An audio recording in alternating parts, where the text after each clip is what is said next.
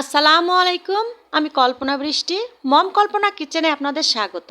আশা করি আল্লাহর অশেষ মেহেরবানিতে আপনারা সবাই অনেক ভালো আছেন। আলহামদুলিল্লাহ, আমিও আপনাদের দোয়ায় আল্লাহর অশেষ কৃপায় কিন্তু অনেক ভালো আছি।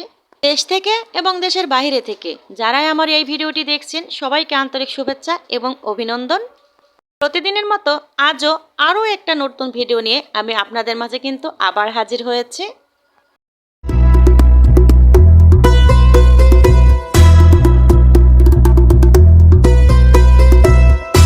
গত ভিডিওতে আমি আপনাদেরকে পাটিসাপটার খিরসা বানিয়ে দেখিয়েছিলাম। আজকে আমি সেই খিরসা দিয়েই কিন্তু পাটিসাপটা পিঠা বানিয়ে দেখাবো। তো চলুন, পাটিসাপটা পিঠা বানাতে কি কি উপকরণ লাগছে একবার সেই উপকরণের সঙ্গে আমি আপনাদেরকে পরিচয় করিয়ে দিই। পাটিসাপটার মূল উপকরণ হচ্ছে চাউলের গুঁড়া। এটা মেশিনে ভাঙানো চাউলের গুঁড়া। মেশিনে ভাঙানো চাউলের গুঁড়া দিয়েই কিন্তু আজকে আমি পারফেক্ট একটা পাটিসাপটা বানিয়ে দেখাবো। এই যে দেখুন, আর এখানে আছে গরুর লিকুইড দুধ। আমি একটা মতো বলক তুলে ঠান্ডা করে নিয়েছি। এই যে, আর লাগছে এই যে এখানে চিনিটা সামান্য পরিমাণ আমি ব্যবহার করব। কতটুকুন করব আমি যখন ব্যবহার করব অবশ্যই আমি আপনাদেরকে দেখিয়ে দেব। এই যে, এরপরে এই যে থাকছে স্বাদ মতো লবণ। যতটুকু লাগবে এই মানে পাটিসাপটা গোলাটা গলতে ঠিক ততটুকুই আমি লবণটা দেব। এই যে সবগুলো উপকরণ আমি একে একে দেখানোর চেষ্টা করেছি। এবার আমি চলে যাব মূল উপকরণে। এই তো, আমি যে ব্যাটারটা বানাবো ঠিক সেই ব্যাটারটা বানানোর জন্য চলে যাচ্ছি আমার স্টুডিওতে। চলুন দেখি। এইবার এই যে চলে এসেছি, এখানে এসেই কিন্তু আমি এই যে আটাগুলো প্রথমে দিয়ে দিয়েছি।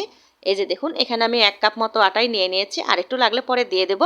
এই যে দেওয়ার পরে এবার আমি 1.5 চামচ মতো, টেবিল চামচ, এটা কিন্তু 1.5 টেবিল চামচ মতো আমি চিনি দিয়ে নিয়েছি।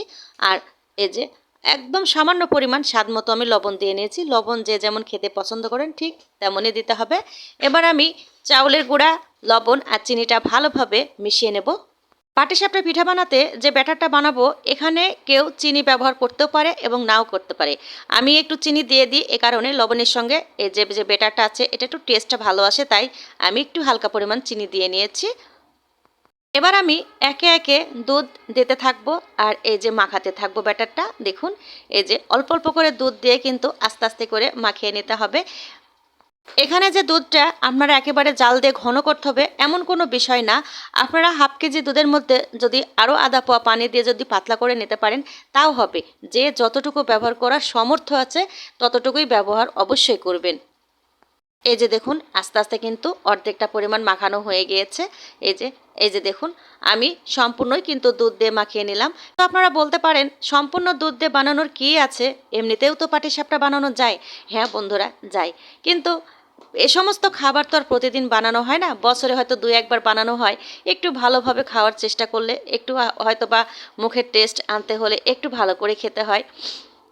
তো এভাবেই আমি কিন্তু আস্তে আস্তে দুধ দিয়ে নিয়েছি, আর এই যে এভাবেই কিন্তু আমি ব্যাটারটা গুলে নিচ্ছি। দেখুন, এই যে কত সুন্দর কিন্তু আমার একটাও দলা পেকে যায়নি, দানা হয়নি কিন্তু। দেখুন, এই যে দেখুন কত সুন্দর কিন্তু আমার গোলাটা কিন্তু গুলানো হয়ে গিয়েছে। এই যে দেখুন, আমি এখানে কিন্তু আধা ঘন্টা পরিমাণ কিন্তু আমি রেস্টে রেখেছি। তারপরে একটু ঘন হয়েছিল, হালকা পরিমাণ আরও একটু কিন্তু আমি দুধ দিয়ে আরও একটু পাতলা করে নিয়েছি। এই যে দেখুন, আমি আরও একটা জিনিস আপনাদের দেখানোর চেষ্টা করছি। এই যে এটা হচ্ছে সুতি কাপড়ের একটা টুকরা, আমি গোল করে নিয়ে একটু এই যে এখানে আমি একটু ঘি লাগিয়ে নিয়েছি। আমি এই যে প্যানটাকে একটু তেল ব্রাশ করব। এই যে এইটাতে হলে কি তেলটা লেগে থাকে না, তখন পাটিসাপটা কিন্তু স্মুথ হয়।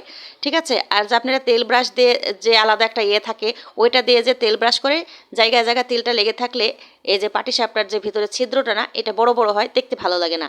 আর এইভাবে যদি তেল ব্রাশ করে নেন আপনারা, অসাধারণ একটা পাটিসাপটা দেখতে হবে। তো আমি শুরু করে দিয়েছি পাটিসাপটা। প্রথমে একটা দিয়ে দেখি যে ব্যাটারটা ঠিকঠাক হয়েছে কিনা।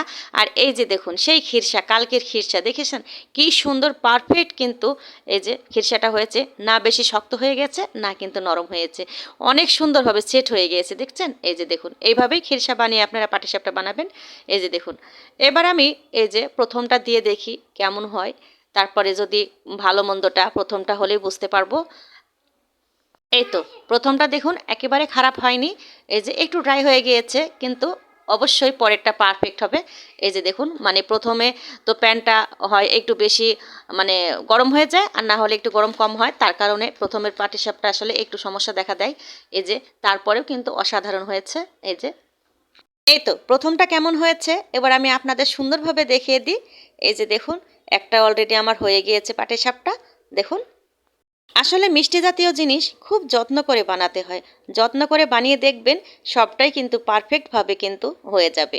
এই যে আমি আরেকটা বসিয়ে দিয়েছি, ইনশাল্লাহ এরপরে প্রত্যেকটাই সুন্দরভাবে পাটিসাপটা হয়ে যাবে। দেখুন, অনেকে পাটিসাপটার খিরসাটা করলে এই যে পাটিসাপটা বানাতে গেলে যে খেজুরের গুড়ের রসটা না বের হয়ে যায়, সেটা দেখুন আমার কিন্তু একেবারে পারফেক্ট হয়েছে। এই কারণেই দেখবেন কোনো রস কিন্তু বের হবে না এই খিরসা থেকে।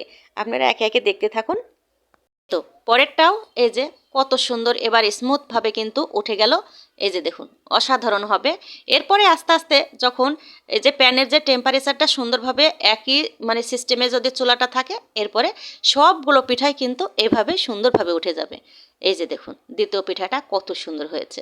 এই যে ভাই ও বোনেরা, ইতিমধ্যে যে সমস্ত ভাই বোন আমার চ্যানেলে অ্যাড হয়েছেন তাদেরকে আমি অসংখ্য অসংখ্য ধন্যবাদ। কিন্তু আর একটু আমার সঙ্গে থাকতে হবে, তা না হলে আমি সামনের দিকে এগোতে পারবো না। দয়া করে অবশ্যই আমার চ্যানেলে ভিডিওগুলো সবাই ভালোভাবে দেখবেন। দিনের পর দিন প্রতিদিন সংসারের কাজকর্ম সেরে একটুও রেস্ট নিতে পারি না। প্রত্যেক দিন এই রেসিপি বানাতেই ব্যস্ত থেকে যাই। তারপরেও এত কষ্ট করি, আপনারা অবশ্যই এই কষ্টের মূল্য দেবেন। একজন গৃহিণী সংসারে সম্পূর্ণ কাজকর্ম করার পরেই এই যে বাড়তি যে সময়টুকু থাকে সে সময়টুকুই এই যে আমরা একটা সুন্দরভাবে কিন্তু একটা রেসিপি বানিয়ে আপনাদের সামনে উপস্থাপন করার চেষ্টা করি। একটু রেস্ট আমরা পাই না কিন্তু। তাই যে যতটুকুই পারেন না কেন অবশ্যই আমার চ্যানেলের ভিডিওগুলো দেখবেন এবং লাইক শেয়ার কমেন্টস অবশ্যই করবেন।